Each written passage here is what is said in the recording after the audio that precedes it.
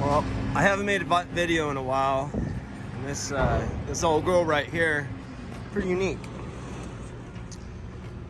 Last time I scaled this thing, it weighed right at 100,000 pounds, empty of fuel, with this shear on it. So today I'm having to run the Stinger, the 3-axle, the Jeep. With the Jeep, I don't have to put my pusher down. I don't have very much weight on my axles when I run that thing. But yeah, it's at a steel recycling company. They have me haul it periodically. Super easy to load, tie down, and haul. I enjoyed this load. Easy day. So I made it to my delivery for this big excavator. It's a Volvo EC360CL. I think this particular excavator in full trim weighs about 75 to 80,000, depending on bucket. And the way it sits right now, it's about 100,000 pounds with this shear on it. This shear is kind of odd.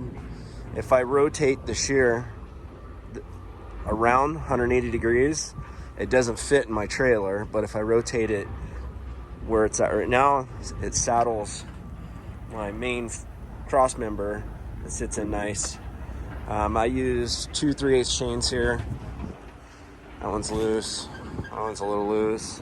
I can never keep these things fucking tight. I don't care how many times I crank on it. I think the boom section starts pivoting down, loses a little prime on it. But I personally like to chain off tracks. If it's a real big excavator, I will also chain it on the inside. This particular one, I did tracks. I already took the 2 chains off from the inside of the frame, so I'll go from track to frame rail, track to frame rail, frame to frame, frame to frame, and I'll show you what it looks like. Like that. And I welded on some D-rings because I was tired of fighting, having to fish it down in my chain box to chain to the frame. I also put D-rings on the neck here because when I take my Jeep off, the neck drops too much and it hangs up on this little cross member here. So I chain from there to the D-ring to D-ring, and it holds the neck up high enough.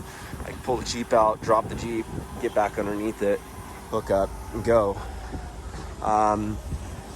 This particular load, I can usually roll up with this setup, empty, drop, get everything ready to go, get my outriggers. We use aluminum Peterbilt frame off a big rig as our outrigger boards because we have a couple of cranes that will actually, the wheels drive all the way up there and then come off the end.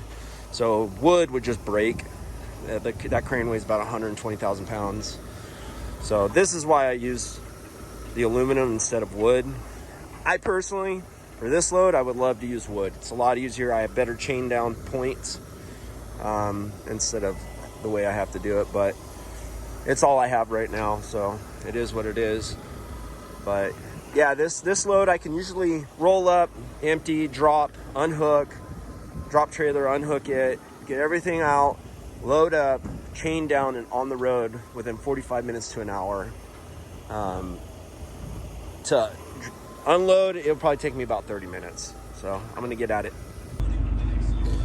So this is inside that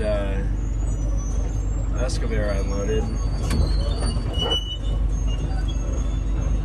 Always work on using your feet. It makes life a lot easier. This thing is doing that on its own. It can't hold itself straight.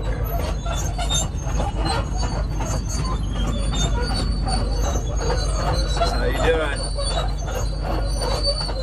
Pretty easy.